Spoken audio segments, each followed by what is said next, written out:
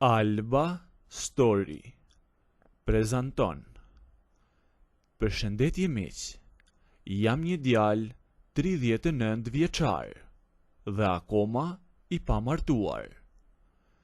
Para 20 vitesh kam shkuar në emigrim dhe plot 20 vite kam ndenjur pa u kthyer në vendlindje.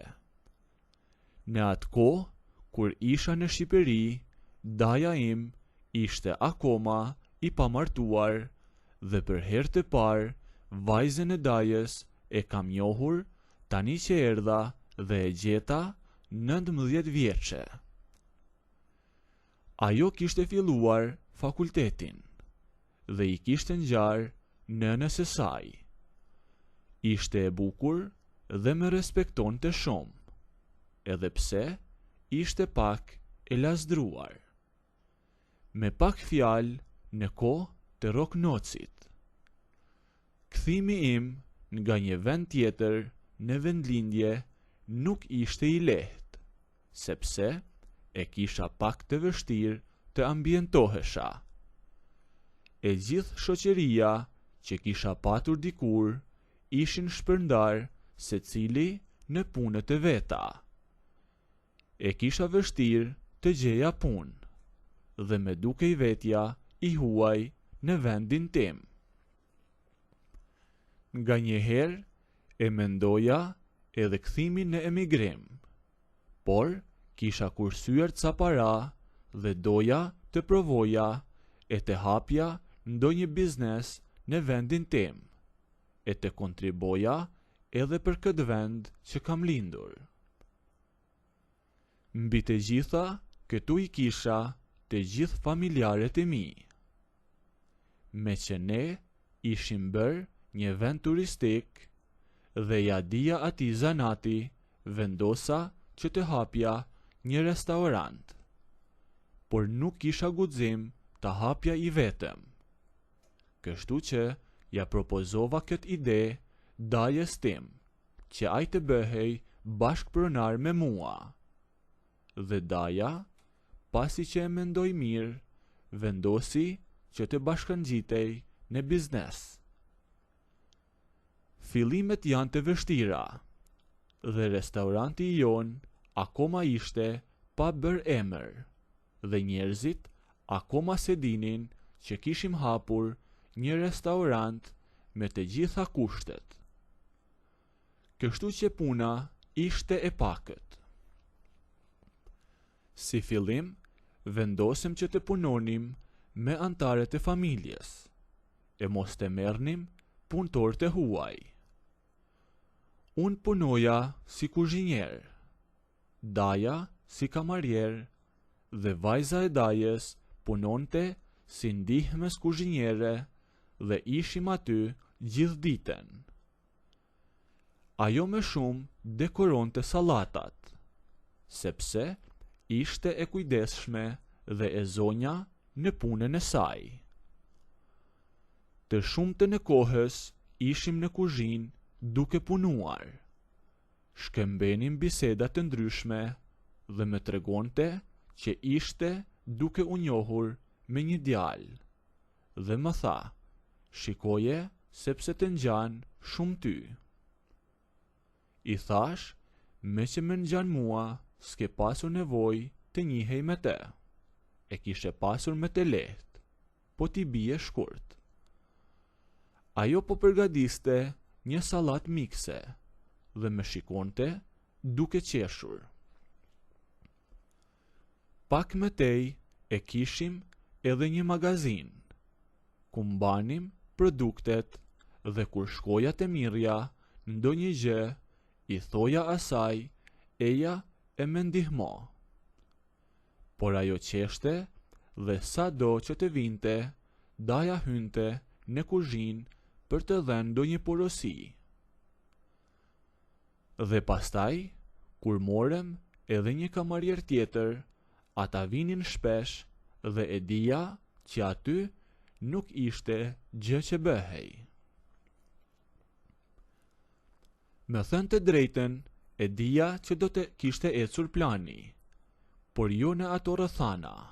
Prandaj pothuajse e hoqa atë plan fare nga mendja, derisa në fund të sezonit veror, kur edhe turistët iken, ne vendosëm që të mbyllnim restorantin deri në verën e ardhshme. Mirë po doja që edhe gjatë dimrit të kisha një biznes që të fitoja para. Dhe gjëja e parë që më shkoi në mendje ishte që të hapja një dyqan rrobash. I thash Dajes që prap të bënim biznes bashk, sepse Daja ishte punëtor dhe shumë korrekt. Por atij nuk i pëlqeu kjo ide dhe më tha që është diçka që nuk e di, prandaj s'jam unë për këtë punë. Vajza e Dajes më tha, nëse do, unë mund të punoj në dyqan pas diteve. Tashmë, mua mu rikthye plani që kisha patur dikur, e i thash në rregull. Një muaj vonova derisa gjeta dyqanin, dhe një muaj tjetër derisa rregullova dokumentacionin dhe më në fund e hapëm. As unë nuk e dija mirë si do të shkonte puna. A do të kishim sukses apo jo?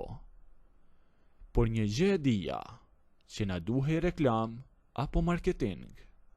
Dhe vendosëm që të reklamonim veshjet që kishim në dyqan dhe vajza e Dajes i vishte rrobat, i fotografonte dhe i reklamonte. Po ashtu bëja dhe unë. Reklamoja xhupat, xhinset e të tjera. Ky ishte marketingu jon, me kaq mundësi sa kishim, dhe këtë gjë na duhej që ta bënim gjatë gjithë ditës. Unë rria në dyqan para dite, derisa vinte e të fillonte turnin e punës vajza e Dajes. Por tashmë, unë rria edhe pak më tepër, dhe të shihja ndonjë gjë aty. Vajza e Dajes, tashmë kjo gjë, puna e marketingut, ishte bërë e përditshme, dhe filluam që as mos të mbyllim perden fare, dhe nga njëherë s'më bëhej që të shkoja në shtëpi, por rria 2 turne, derisa një ditë, kur po reklamoja, unë disa gjëra, vajza e Dajes më tha, këto që po provon tani, ta vizatojnë Roçkën. Nga ta vete, i thash unë, s'kam që bëj. Mos e zgjat tha, se e di unë qa do i bëja. Se di, i thash, me trego.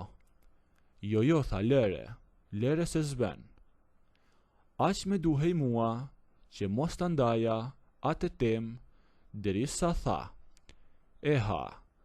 ty të mbeti mendja që tek restauranti. Po e kishe Dajen aty, tha jo. Këtu tani nuk ke askënd. As ju s'do kishi bërë ndryshe të dashur miq, po të ishit në vendin tim. Atë ditë dyqanin e mbylla që në 7 pasdite. Por kemi punuar fort atë ditë, herë tek tavolina, e herë tek magazina, e herë fshinim dyshemen, derisa shkoi ora 9. Dhe ajo tha, le të punojmë edhe një gjysmore me që ja nisem.